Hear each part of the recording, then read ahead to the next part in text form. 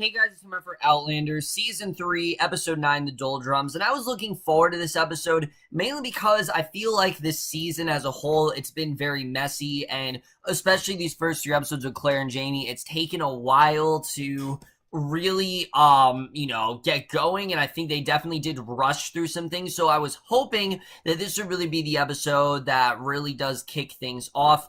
And while it is a late season entry, that is essentially what this was. Now, was this the most interesting episode ever? No. In fact, I will admit there were some parts of this episode I did find kind of boring, but it definitely is a step in the right direction for this season. I am liking where we're heading from here on out, but let's just get in this episode because I do want to talk about it. So we start off, we see there's this distinctly Caribbean feel, which I loved. That I always love it. They do that with the intro, that they try to basically make it fit with the location that Claire and Jamie are in, the drums and the new pictures. I love it. I love the way they do that. And, again, it keeps things interesting and fresh, and I really do love that. So, as the crew makes the Artemis ready to sail, we see Jared, we see Jared again. He gives Jamie a charge over his cargo aboard the ship, and that's an excuse for the ship to take Jamie along with them to Jamaica.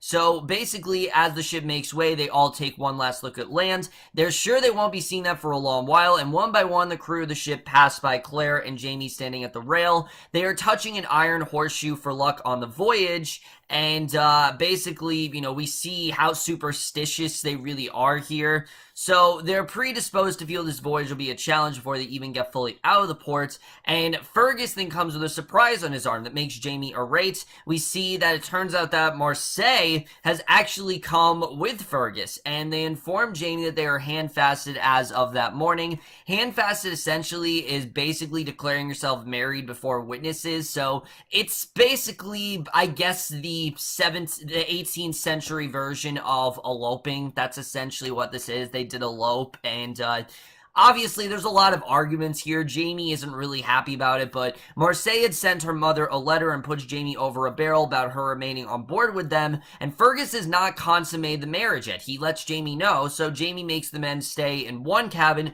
and puts Marseille and Claire in the other cabin, and no one is really happy about this at all, but Jamie has to protect her virtue, and by default, protect Claire's as well, of course, because as we know, they're not really officially married yet. There's been no witnesses or anything, so it's really not right for that reason. And at the same time, Jamie and Claire, they have to be they have to be kind of not keeping their distance, but they have to be really careful as well. So Jamie's seasickness kicks in with a roar. He has more than the average case of seasickness we see, and he comes almost to the point of dying in this episode. And if someone could, it was really crazy to see. I don't know if this is something that Jamie's never had before, but it was really bad in this episode. So Captain Rains, we introduced this character. Him and Claire have a short back and forth exchange about the superstitions of sea travel, and she dines with the captain that evening. Jamie's sick and unfortunately could not attend the meal, so the captain is by far more practical than his crew,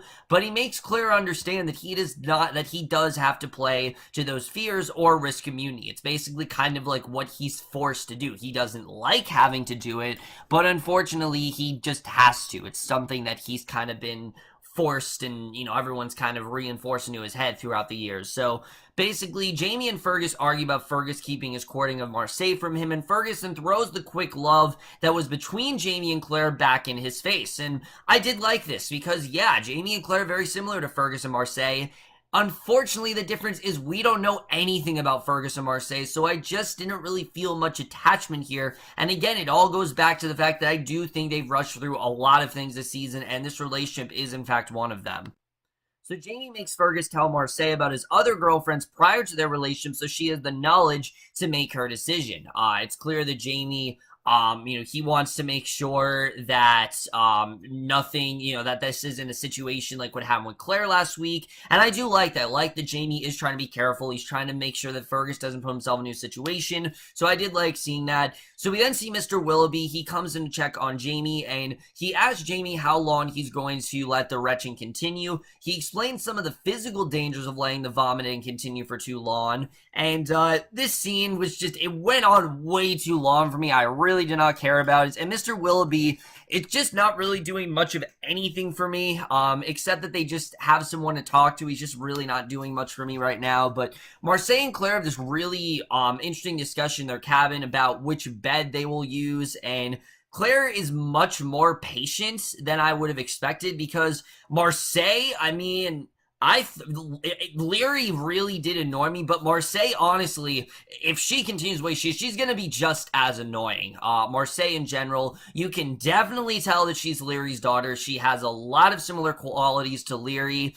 She's not as rude to Claire, but it's clear that Claire is just kind of numb to it at this point. She's just kind of dealing with it, and we definitely do see that here. So basically, the next morning, Claire enters the gallery to see Jamie eating breakfast. It's more than a little surprised because of that, obviously because of, the excessive vomiting that he was having. So Marseille and Fergus come up, asking again for Jamie's blessing. Fergus proves to Jamie he told her the truth of his other girlfriends, and they say they want to be married anyway. Claire tries to help, much to Marseille's surprise, but Jamie still says no. He's not supporting it. No matter what happens, he's just not going to do it. So again, they're not officially married. They've only hand-fisted, so they're not officially married yet, and he's not looking to support them. So this, I kind of understood, but at the same time, it's like, all right, you want them to, you want to support them, but it's clear he does not want them to get married yet. So I thought that was interesting. But Claire goes up on deck to see Mr. Willoughby. He's writing in Chinese in the dust on the deck with a paintbrush and water, and Claire asks what he's doing, and he explains that he was writing a poem. And naturally, his son dries it from the boards quickly, and it's a really great scene. I liked here. It's a really beautiful work to just vanish like that. I honestly really did like that scene there. So as days do roll on, Claire has to tend to minor injuries and various work she performed in a similar time, and she ventures up to the cabin where Jamie is and catches Willoughby in the act of acupuncture to keep Jamie's seasickness away. Clearly, he didn't learn yet to refrain from keeping things from Claire. I mean, you think he would have learned that by now, but it's not the case. She asked why he didn't tell her before.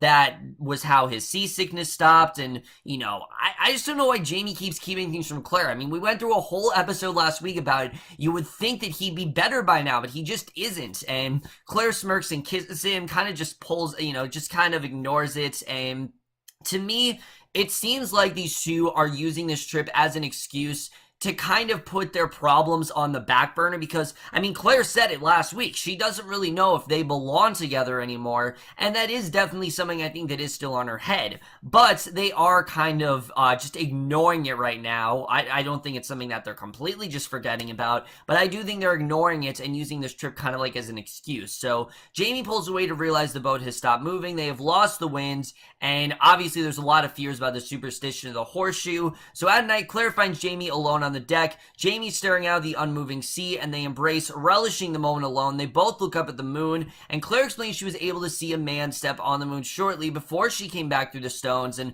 I like this. I like she talks about Neil Armstrong and how he was on the moon, and Jamie asks what it looked like. Claire describes the barren wasteland of the surface, and Claire tells Jamie one of the children's rhymes she used to tell Bree when she was young about the cow jumping over the moon. Of course, hey diddle diddle. And Jamie asks if Claire misses her, and she simply replies terribly, which I think, she definitely does miss her a lot. Jamie wraps her in his arms all the tighter. So I do like the way these two are getting closer. I like seeing that Claire is, again, still a bit regretful about Bree. But again, it's just, you can tell that these two, they're trying to make sure they can sustain their marriage and trying to keep it as sustainable as possible. But I do think those fears are definitely still in Claire here. I don't think they're completely gone yet.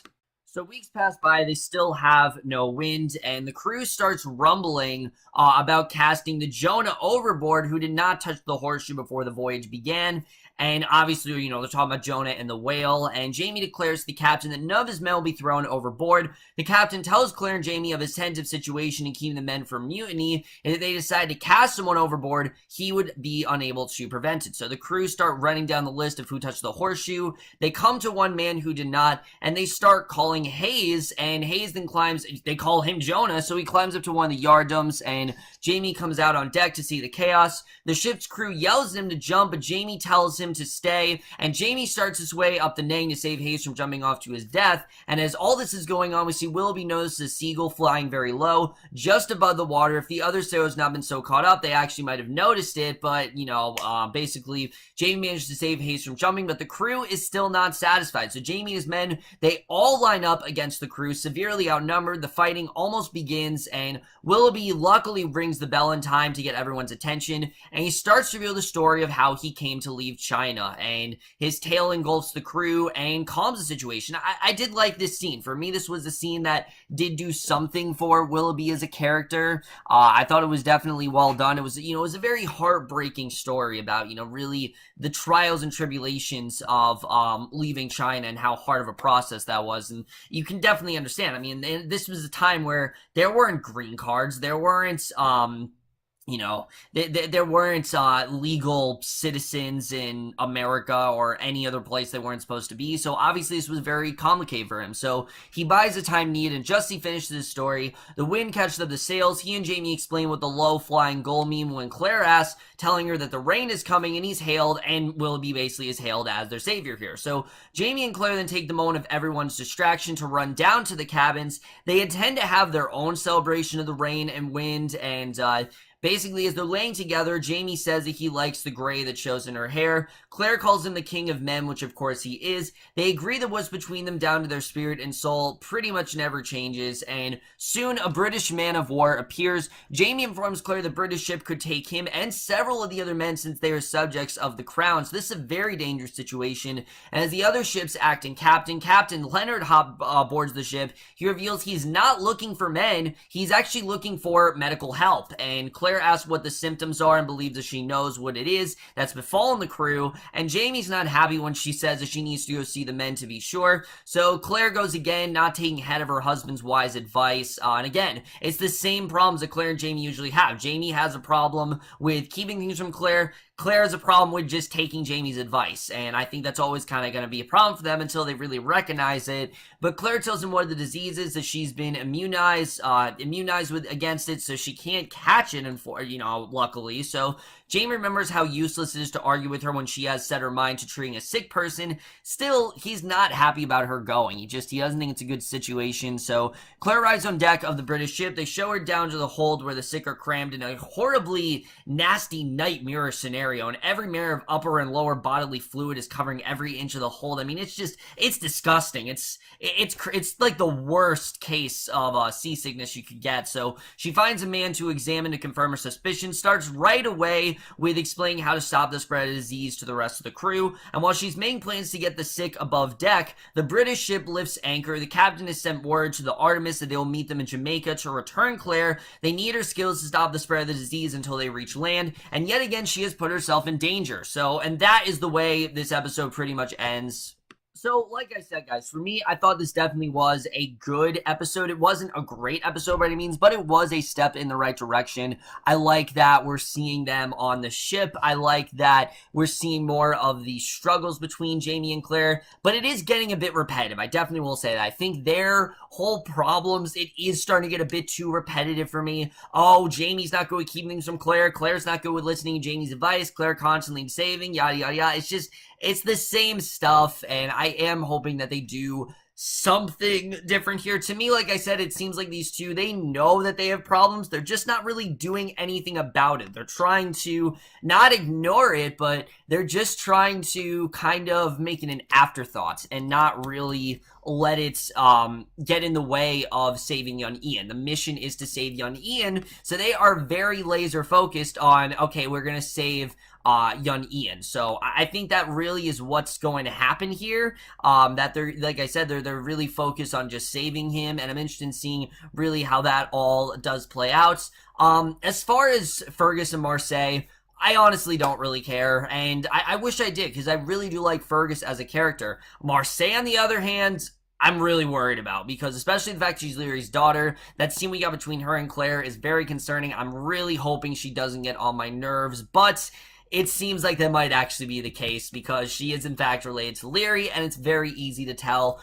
But also, I think this arc does fail a little bit because we haven't seen these two interact. We haven't seen Marseille and Fergus fall in love. This is the first time we're hearing about these two even having feelings for each other, because Marseille was literally introduced in the last episode, so I just am not feeling much in terms of that relationship. I don't care that Jamie isn't really supporting of them, and I don't care that Fergus and Marseille want his blessing. I just don't really care about that, because again, I have we have not seen that relationship. I have no investment in it whatsoever, so I just don't really care what's going on there. And I understand they're trying to make a parallel between them and Jamie and Claire, but the thing is, we saw Jamie and Claire get together for a whole season. It took half of a season for them to get together and to realize their love for each other. Marseille and Fergus, we've seen absolutely nothing until now. So it isn't really working. I understand what they're trying to do, but the context and the timing is just not really there for me.